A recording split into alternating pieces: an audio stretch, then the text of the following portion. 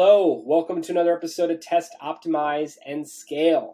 Excited to have Dele Atanda here, CEO of metaMe Media, as well as metaMe and the Internet Foundation. We're going to get into all of it today, talk about Dele's Start Engine campaign, which is outstanding in comparison to their average raises. Going to go into some details and recommendations along the way. Dele, thanks for being with us. Hey, thanks for having me, Jason. Good to see you. Excellent. And I know you're based on the East Coast today. As we were talking, a lot in the news, a lot in the media, with Facebook, with everything going on. Imagine you're staying busy these days. Yeah, no, it is. I mean, I think we've been campaigning for digital rights for a while, and really sort of sounding the alarm of social networks and these data baron companies who have been harvesting people's data for a long time, and the social dangers. And it's almost, on one hand, it's almost a little bit Cassandra like. It kind of makes me feel, you see this dystopic future coming. I mean, after January 6th, and after the misinformation around COVID, after the misinformation around the last administration, and all of these things, it does start to cut. Sometimes if it was just that play, I think it would be a little bit frustrating and a little bit kind of hopeless. But by the same token, I think, the alternative technologies are really starting to come to the fore. So it's an interesting time, yes, and it's certainly a busy time. Absolutely. Interesting time, to say the least. We get asked on a daily basis, hey, what's happening with Facebook? Is everything we hear about misinformation true? So again, glad to have you on, going to be able to talk through all of this to familiarize the audience more with yourself, with your organizations. Can we start with your story, your background, everything you've done throughout your career? That's a long story, but I'll cut it short. So, I mean, I worked in large multinational corporations for many years, usually in highly regulated industries, so alcohol, tobacco. After that, actually, I headed up digital for IBM, where I headed up digital for automotive, aerospace, and defense. In parallel, I became really interested in data, and really around how we could use data to enable better engagement. And having seen many sides of the equation in terms of consumers, corporations, the use of digital engagement to transform innovation, as well as product development, as well as new types of digital cultures emerging, it became clear that data was really at the heart of all of this. But the more I looked at this, the more I realized that there were big issues at play in terms of civil rights and human rights around that.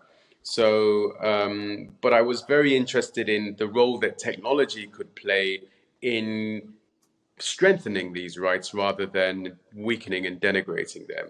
So this led us to form an NGO back in 2013 called the Internet Foundation. And we were the first organization to call for a universal declaration of digital rights, i.e. how do we take digital rights and extend them, use them to extend human rights into cyberspace.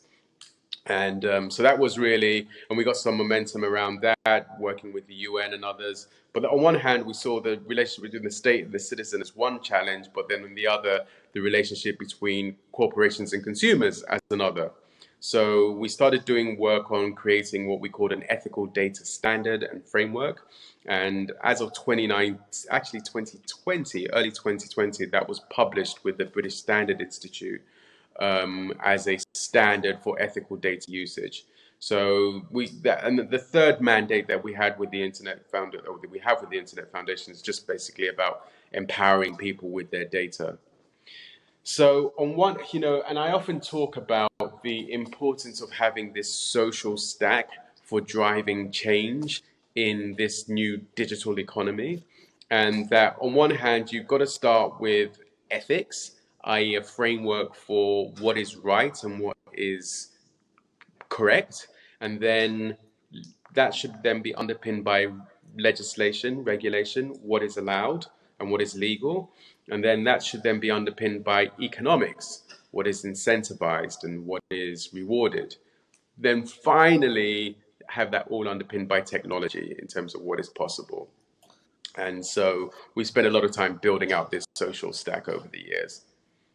What is right, what is allowed, what is incentivized, Yeah, and what is possible then.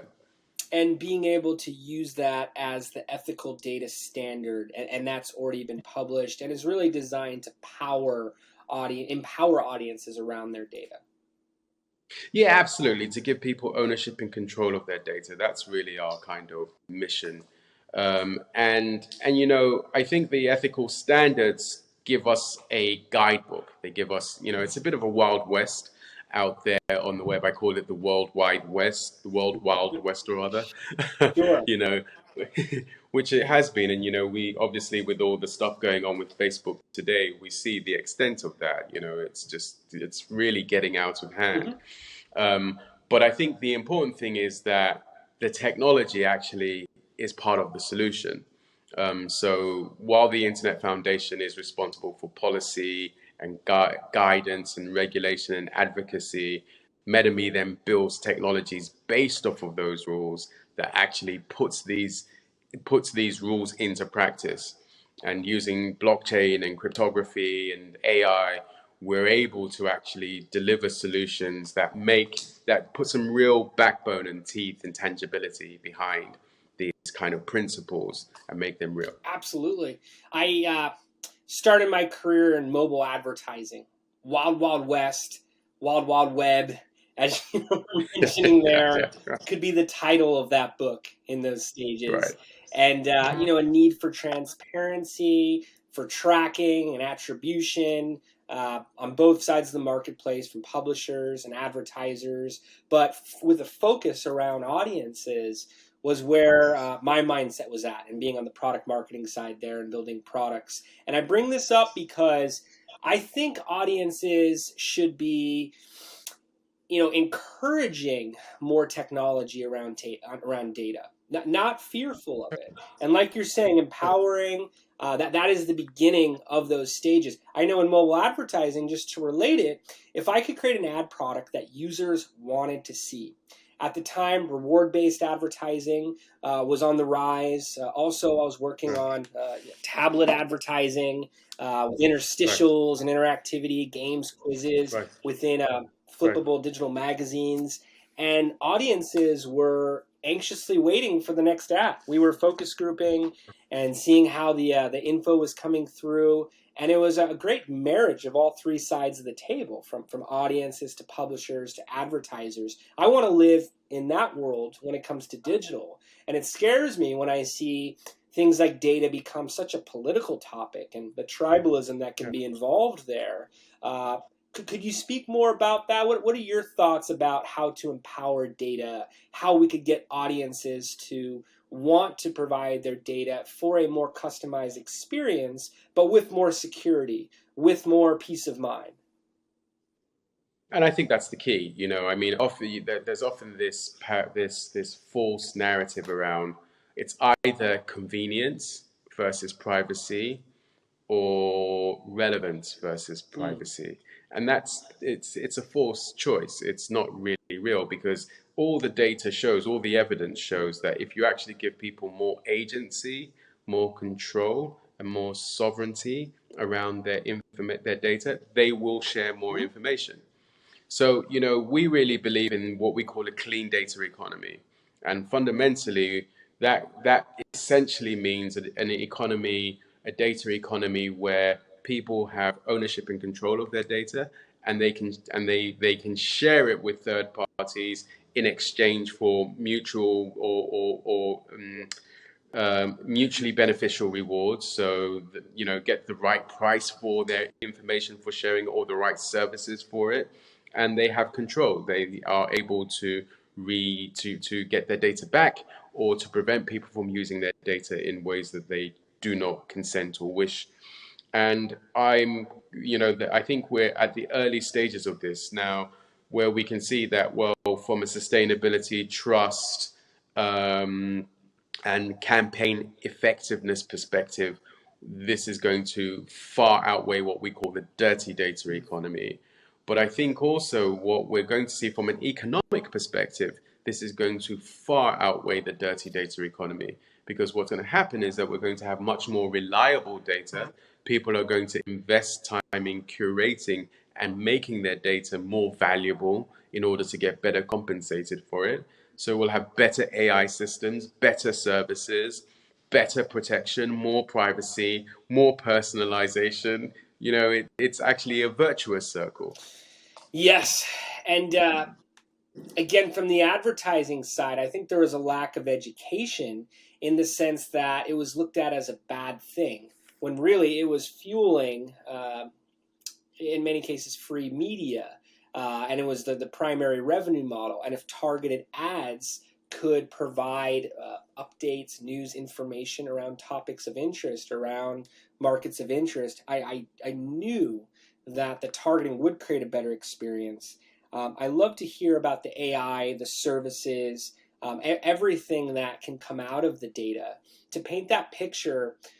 What does that look like? What does it look like for a user to be giving more data securely and to be having a more personalized experience? Well, I mean, so I think, I guess, look, the first thing is we got to understand where we are now. And the problem is that the targeting and personalization that was the promise of free media and the early internet days has now been usurped by the data platforms where it's always been about content. And you're right, this is a really important point, right?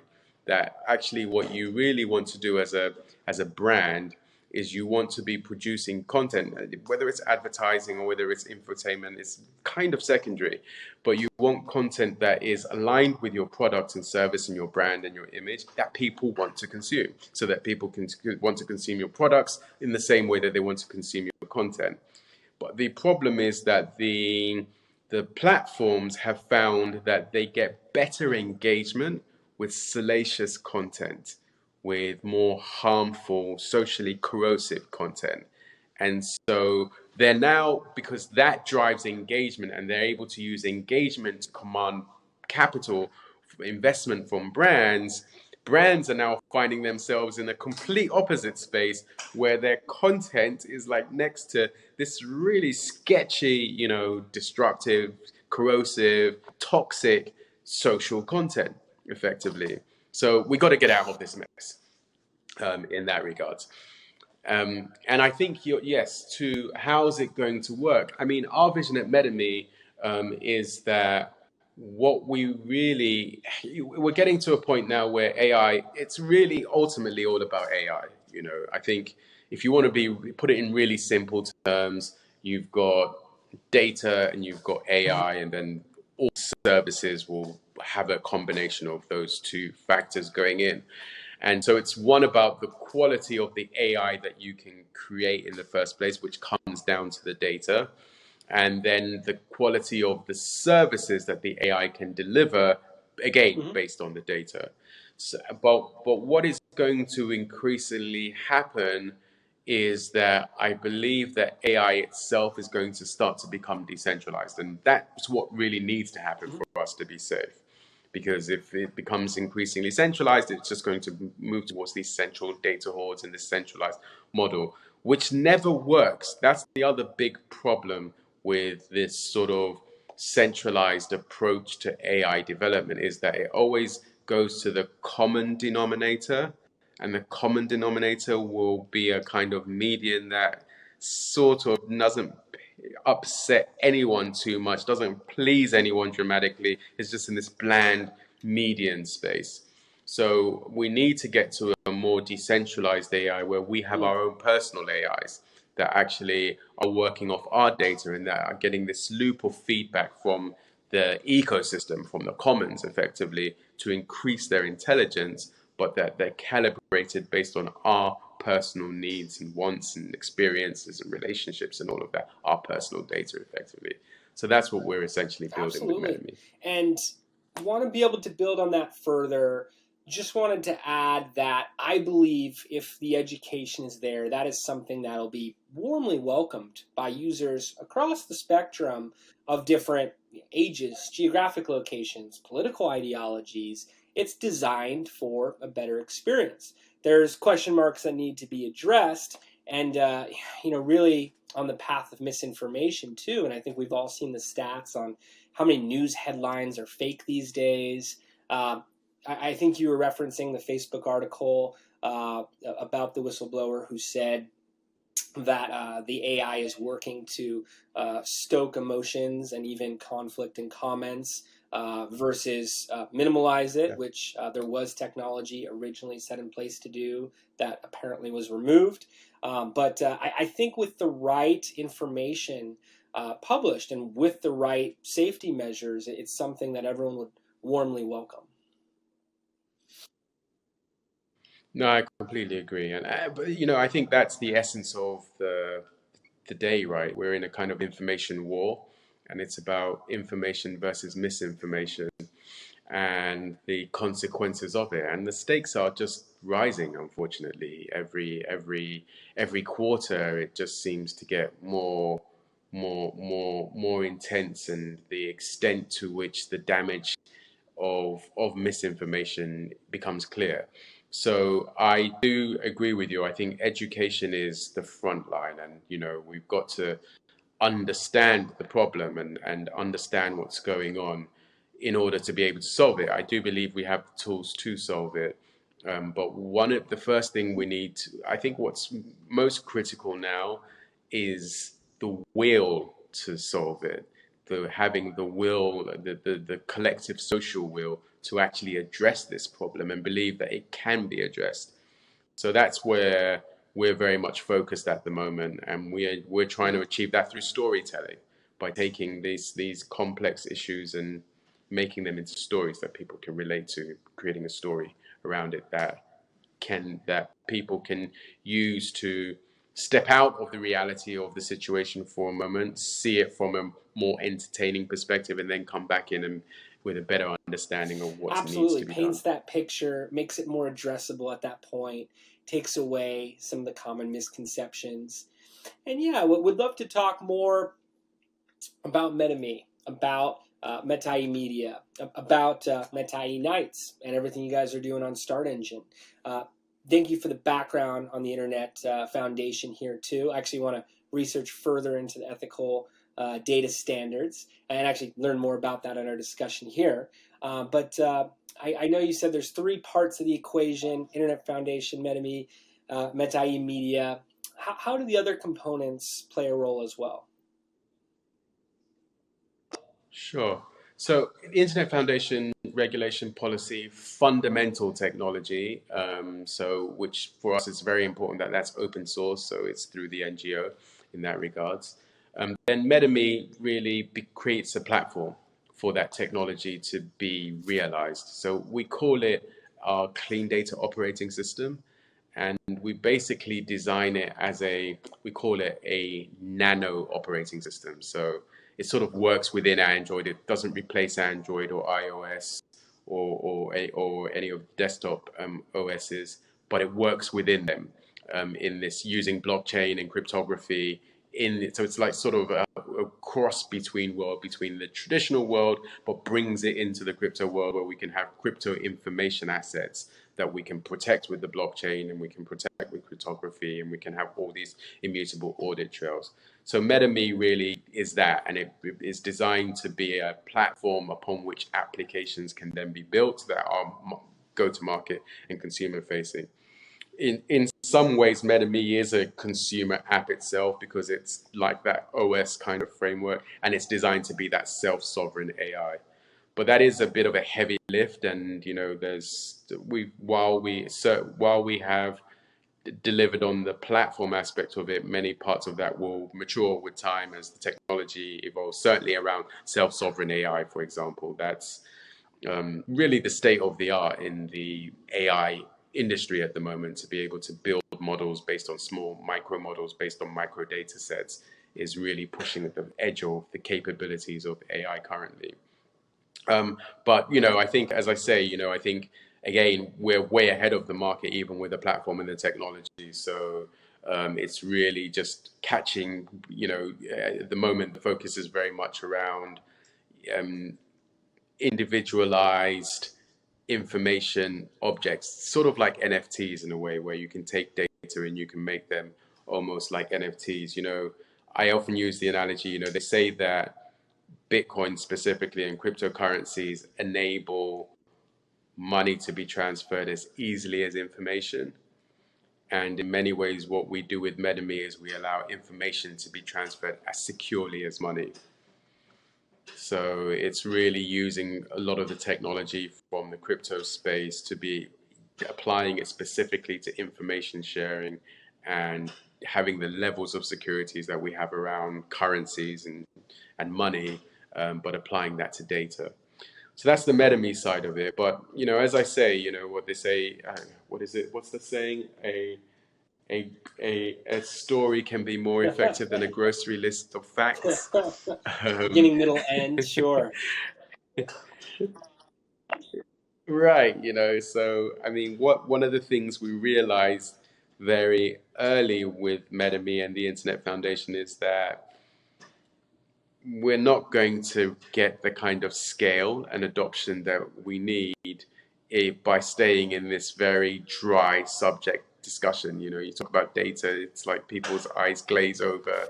And yeah, I mean, it's becoming a little bit more thorny now, but it's still difficult for people to relate to privacy and data, clean data and data sovereignty in a personal way. So we decided to develop a comic series as a way to be able to tell a story, a science fiction orientated story around the space that people, younger people particularly, could connect with on a more emotional level. So we created this Meta Knight saga, and launched it on Start Engine. And what was key to us from the outset was that not only was this an opportunity to talk about decentralization, crypto, blockchain, data sovereignty, and all of these things in a way that people could relate to, but it was also a good way to distribute these kind of tools and technologies, to put them out there and to use the make decentralization and blockchain the story, but then also use it as a way to distribute the story and to get the story into people's hands. So we launched the world's first crypto comic in that regards, and this whole idea of digitally scarce items, we from a comic and collectibles perspective, was something we saw a really interesting trend, and that's blown up this year, obviously, with the whole NFT space. So we're very excited now. We're actually launching an NFT collection around the saga, where we've brought in a team of artists working based on the comic saga, and that's sort of going live in And the next couple of where can days. audiences find that in a couple days? So metaknyts.io, and we spell that metaknyts .io. Um, our Discord channel is really where most of the information, where we're most active on that project. You can follow us on Start Engine. You can come to our Start Engine page as well, Sure. and you'll see more details. You'll see Sure. Just details had about to the ask on team and that the project there as well. NFTs. Our team's been spending a lot of time on OpenSea and trading all around. So as the whole public awareness of NFTs has massively increased this year over the past few months, particularly, how is that impacting everything that you have going on, from the Internet Foundation to Meta Knights to MetaMe? Do you find that this adoption is creating more traffic, more sharing on the products as a whole? Have you seen new partnerships emerge as a result? I mean, I'm hearing about NFTs from friends that weren't even engaging in cryptocurrency on somewhat of a daily, if not weekly basis now. How is that impacting all of your initiatives? Pretty dramatically. I mean, I have to say, what's become clear to me now is that it's the tip of the iceberg, the tip of the spear, the tip of the iceberg, whichever analogy you care for, right? But it's really the leading thing. And, I've been fascinated about this for a while, because the fact that the NFT community is so closely aligned with the art community. I don't think this has happened before in history, where we've had a new technology that's been led by the art world specifically. And I think what this does is it drives culture. And so when you look at NFTs now, they've become this cultural phenomena, right? It's not just about technology anymore. It's like, it's art, it's music, it's moments in space and time. And, it's just ridiculous, some of the things that people are making NFTs of, right? But it's beautiful as well. So in many ways, I see this really leading. And one thing that's happening very closely with NFTs is this move to the Mhm. metaverse. And that's both in terms of gaming and gamification, but it's generally just this digital world, really. I mean, lots of people have different opinions about what the metaverse is, but really, truly, no one really has a monopoly on the idea or the definition of the term. So it's really anything that's digital in many regards. And I think that NFTs are just really driving this whole. They're accelerating the digital, the social proliferation of digital culture. Where we're at a state now where digital art is actually now bona fide and recognizable. I mean, it's probably going to be digital art is likely to be the main source of revenue for Sotheby's and Christie's in the next few Mhm. years. I mean, that's the gauntlet is down now. It's just a rotation that comes from there. So, I think so. Yeah, for us, it's really great because I think it allows us to start to bring all of the tools that we've had around data sovereignty, data ownership into play in a much more playful Yes. space than a lot of the spaces that we traditionally would look at. Absolutely. I mean, I look at marketing talent, and one of those is good storytelling and the way an audience can embrace the material. And, how many times have we explained blockchain or cryptocurrency or an NFT to someone where you can almost see, they're getting about 1% of what you're saying, 5%, going over their head a bit. I've sat through so many 101 type panels at conferences talking about the same topics. To be able to create a storyline around it and make topics that could sound otherwise complex, confusing, and technical easily absorbable, I think is huge. And it's certainly showing up. This isn't just my perspective, but looking at the audiences you're building, looking at the audience you're building on Start Engine. I mean, you have a high volume of individuals who've participated, who've physically backed, invested into the campaign.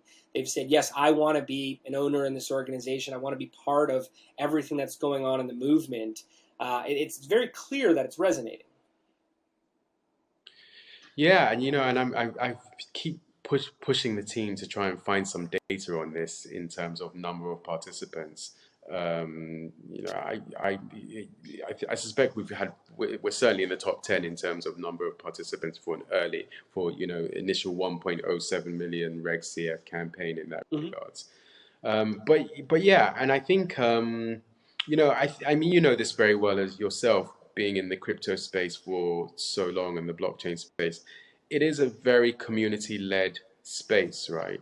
And that's everything from funding. I mean, we saw that with early Yeah. ICOs, right? I mean, yes, there were, it got lost in a lot of the revolution of ICOs got lost in the scam noise and stuff. But there was a real phenomenal thing where projects were being funded by the community as opposed to by VCs. And this was enabling a huge amount of innovation to leap forward. I mean, Ethereum wouldn't exist today without Yes. that, right? And look at the level of innovation that Ethereum alone, just one project, has brought in the space, in 5 years. I mean, phenomenal, right? So, and that is not a project that would have been venture funded at all. It would be a very different animal if it was.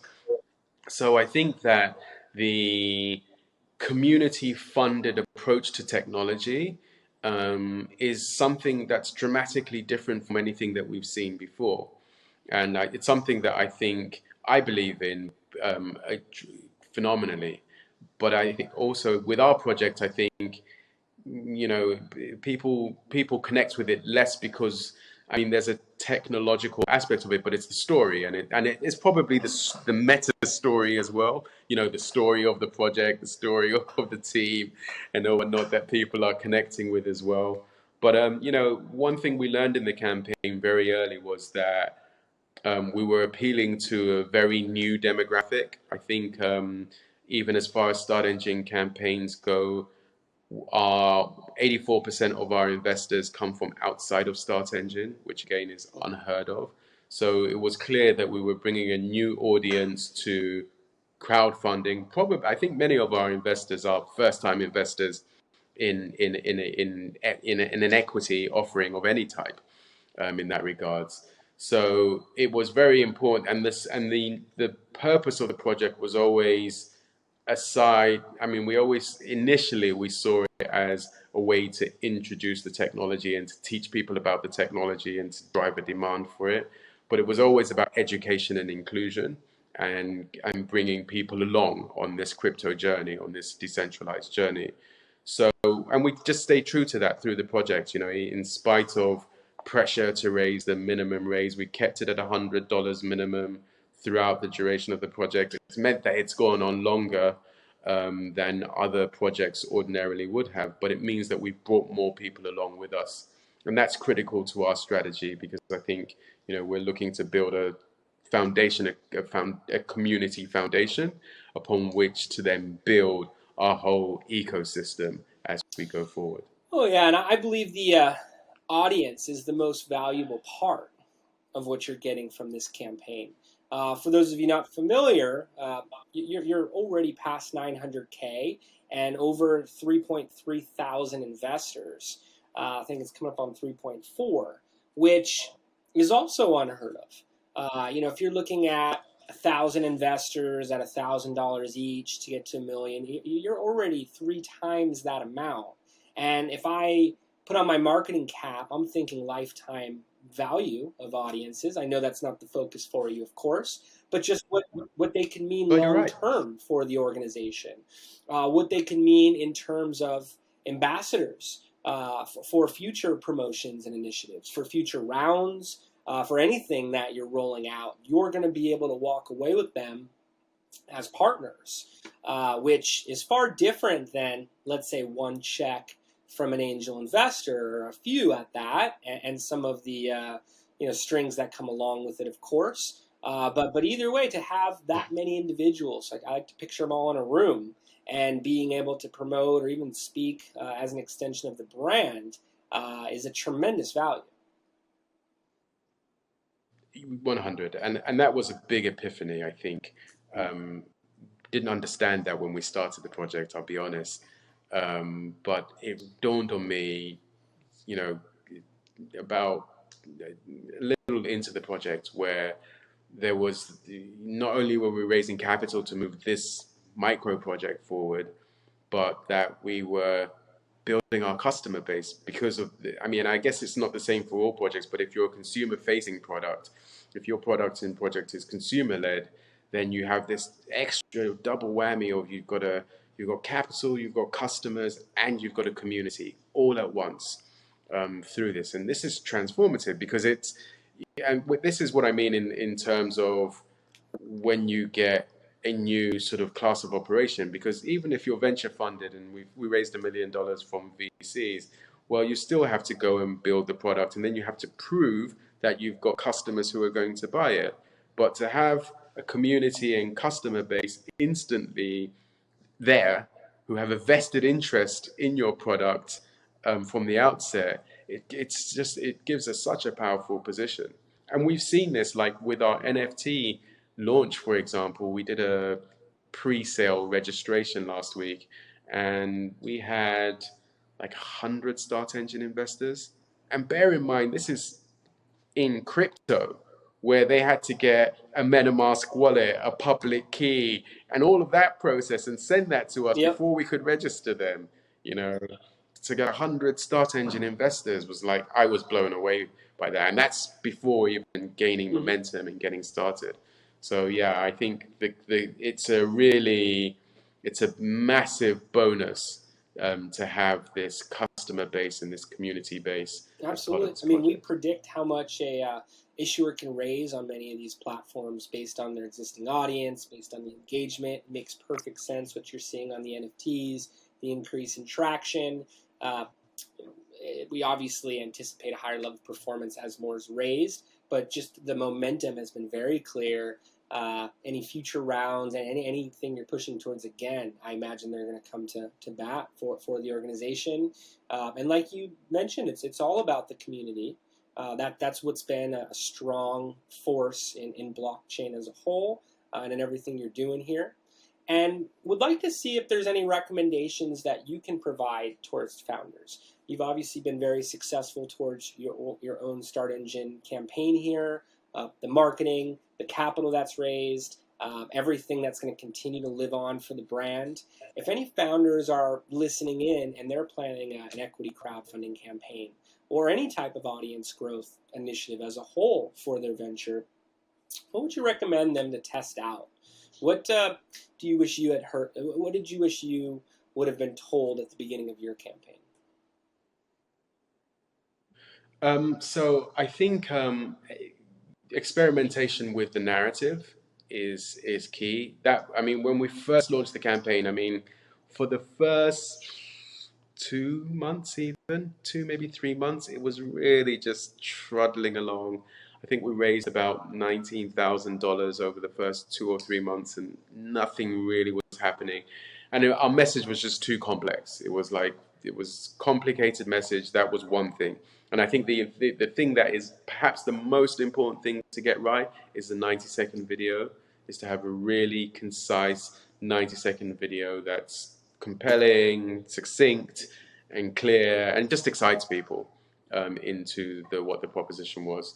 So that was something we had to correct after the first couple of months to go through our campaign page and simplify the message and get the video, get a good 90-second video done. And then, ad sales is really a big part of it. I think developing the right social marketing campaign around it, and obviously working with, DNA's been phenomenal for us in that regards. But having the right ad campaign, having the right content strategy, we're still learning that and learning how to bring our ads and content together. And different. You do find that activities across different ecosystems start to coalesce and Yep. kind of boost the whole thing up. But you want to be as deliberate about that as possible, for sure. Um, and then I think, yeah, it's really, and I suppose the other thing, which is understanding who you're. I mean, it's business 101 in the game, but this is the thing, you rapidly cycle through these things in a reg cf campaign, but understanding who your community is, who are and your investors will tell you who they are. That will tell you who your community and who your audience is, and then you just focus in on those, hone in on those, and It's kind of like you're scale that. saying with AI and having a personalized experience with the data. You want to be able to use the marketing to speak to the actual audiences, the actual community that's going to invest. I'll hear a lot of generalizations, and like you said, in some regards, it's marketing 101, but it's often skipped, especially on a Reg CF campaign. Who exactly is going to invest? Why are they? What we'll do focus groups at times, look to get feedback, but the biggest findings for us are those Facebook ads. We're seeing the analytics back and forth. Loved how you talked about the narrative and the experimentation around that and A/B test variants. Don't just assume it's going to work, but try some different experimentation. And what about the content strategy? Have you seen different channels play a larger role than you had anticipated? Have you seen, webinars or any type of live content formats, or have any ideas for anything down the line that you would recommend? Yeah, I mean, it's ironic for us, that Facebook tends to be the most performant platform in terms of that. But I'm okay with that in a way. It's kind of, I get a tickle out of that. I think it does depend on your products and service. For us, Facebook, Instagram, and Twitter to some extent, as channels have been very effective. We use LinkedIn a little bit as well. But with our NFT project, on the other hand, it's completely Twitter and Discord. So you do have to fish where the fish are, as they say, right? Um, I think so the other thing that I think is important in a Reg CF, which we weren't so good at in early days, and even now we're still just getting better at it, but it's just regular Yes. feedback to the investor base, and whether that's newsletters or videos, and we found it a lot easier doing video content and vlogs. um, Webinars are good, and we've seen two kind of approaches with webinars. Sometimes it can move you forward, and in a sense, it really there's a pop, and you do some webinars, and then you get a whole new group of investors come in. I think as the project starts to grow, though, where you really see the value of it is it shores your community. It kind of it gives people the reassurance that they need. And so you may not necessarily see a massive expansion from them, but it will stem any losses or stem people getting frustrated and feeling that the project isn't moving forward and the like. So I think that's an important thing. It's always it really is a community exercise, and regardless of how small that community is, I think once people are in your community, you need to figure out how to give them the assurances that they need to feel comfortable about being here. Otherwise, you risk mutiny, but they would become ambassadors for you ultimately as well, because that's really how you Yes. scale one way or the And other. I know it took longer than anticipated, per your notes earlier, for your campaign to really mature and hit goals. And as you said, hey, it's worked out better because of the audience size we've been able to take on. But what can founders do to optimize if they're not seeing the performance they're hoping for right out of the gate? If they're planning on doing 1.07 million or 5 million in 2 months, 3 months, the results aren't quite there. How can they reevaluate, and how can they scale? You've obviously been very effective in scaling and continuing to build that confidence among the audience through your content, having them share from there. I always say a strong performing equity crowdfunding campaign starts with the founder. And the most successful campaigns we see, it's with the most active founders. So, how can other founders look at optimization and scaling? Yeah, I mean, I think let's assume that you've gone through the stage and you are confident about your product, because I think, again, it's the lean startup kind of 101, right? There's product market fit is the first thing. That's the power of these Reg CFs, that you can establish that product market fit very early and really assess that. So let's assume, but that's an important thing, I think, as a founder to get to, because typically as founders we have these ideas and we push, and we're kind of, the world's gonna love it, the world's gonna love it, they're gonna love it, and then it's always like a little voice in the back of your head, is the world really gonna love it? Do they really? So you have to get past that stage and get to the point that you're confident about your product and product market fit. Once you have that, then it's really about calibration. So it's to optimize. I mean, I think you have to be realistic in terms of your ambitions, in terms of the pace at which you're going to grow. If you've got a network of tens of thousands of users that you can reach and that are going to invest, that you can convert. Um, you've got to do the maths. You've got to do your figures in terms of, what's your minimum investment amount? How many people do you need? How many of those people do you have? And if you've got 20 to 30% of those already in hand, then you can kind of start to, you have to base your conversion metrics based on what you Right. really have rather than what you hope to have.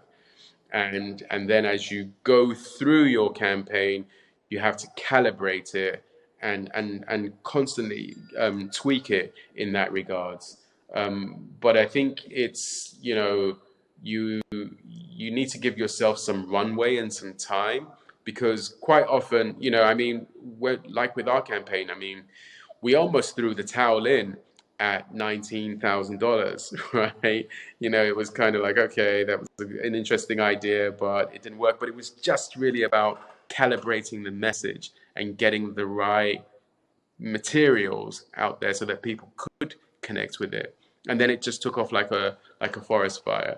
So it's alchemy in a way. It's a bit of chemistry, but it's really around your content, your messaging, your video, how you talk about the product. And I guess there is some CEO kind of magnetism that you need to have in that regards. But that's more about how you package yourself and how do you put yourself out there in order to be able to pull the audience into your offering, into your proposition in that way.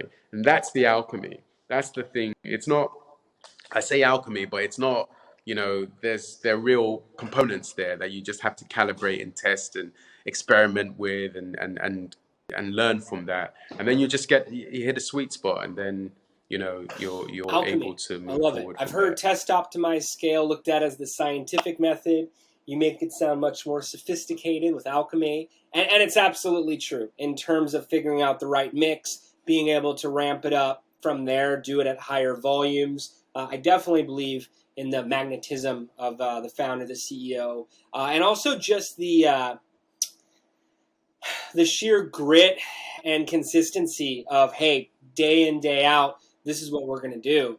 Going to get featured by conferences, going to have this type of mention from this publication, going to be promoting to our audience to get them as involved as possible. Not just looking for, hey, we have an agency, they're going to do it for us, but what can I do on a daily basis? That has been the commonality I've seen in the most successful campaigns. Certainly see it in you and everything you're doing. And again, across the trifecta of your three groups, not just for one entity. We've worked on multiple campaigns together at that. So always amazes me how much you're involved with. And it definitely stands out. Like I said, it's showing up in the results. I do believe it's going to be a top campaign on Start Engine in terms of investor count, whether that involves an expansion or whatever you have planned. And, wouldn't ask at this time, but I would invite all audiences to continue watching you closely. And, just as we're beginning to wrap up here, there's so much great information. We've been working with you for some time now, and I'm still, second page of my notes, taking more knowledge down here. And any final thoughts, anything to wrap with for founders, anything that you want to leave the audience with? So as a founder, I think, I really do think that the Reg CF way forward is a really great way forward for early stage startups, and because you just get so much. You not only get capital, you get this product market, and even if you don't have the product market fit, you have the learnings and you can get product market fit. You can tweak the product, adjust the product until you get the right product and the right fit. So you can learn all this stuff in a very dynamic way, with an audience that is sympathetic to what you're trying to achieve. So I think that's true. I do agree. You're right, Jason. It's you kind of have to be out there. You have to pound the pavements. You need validation from your peers or from industry organizations. That's always really helpful. And it's not necessarily about paying a big PR firm, or it's again, that this is all more validation for you that your product is newsworthy, or is something that people do want to talk about. So my recommendation is that you certainly in the early stages, you stay as close to all of these validation points, because I think that's the other thing as well. Someone has to decode all of this and has to translate it into an action plan, and no one's really going to be as passionate about your business as you are. So you kind of have to be in the seat, the one processing all that information. Yes, you need experts around you that can give you their own perspective, but someone ultimately has to make the decision and charge on that. So you can't really make that decision if you're not really fully informed around those things. So, you really do need to get your hands dirty, I think, in that initial Absolutely. stage, roll up the sleeves and get under the skin of it. Um, but yeah, perseverance, I think, is, you do Perseverance, that roll the and it sleeves can up, pay off. make it happen, the results, however needed. And you can make even very complex ideas sound very easy and to the point where thousands of people financially back the campaign and growth of it, as well as contribute their voice towards future goals. I love it. Dele, thanks so much for joining us Yeah. today. There's been so many valuable insights here. If anybody is listening and would like to get in further contact with you, perhaps they have some questions towards their own raise, maybe they want to become part of the community themselves, what is the best way to do so? What is your preferred method of contact? You can reach us via email. info@metame.com is pretty much all of our projects sort of funnel through there. Um, Start Engine campaign, you can see there. Metanites.com, metame.com, the internet.foundation are like the URLs. You can learn more information about all of the projects on each of those. But if you want to reach us, info@metame.com is usually the best way. There's Twitter and all the usual suspects. You'll find us there as well. And But I highly encourage if you you want to to reach us do, directly, anyone listening in. info@metame.com.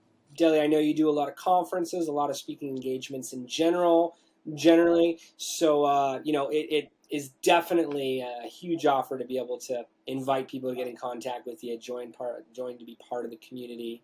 So, thank you for that. Thank you for your time again today here. Want to thank everyone for listening in and joining us today. Hope you join us for our next episode, and we'll see everybody next time.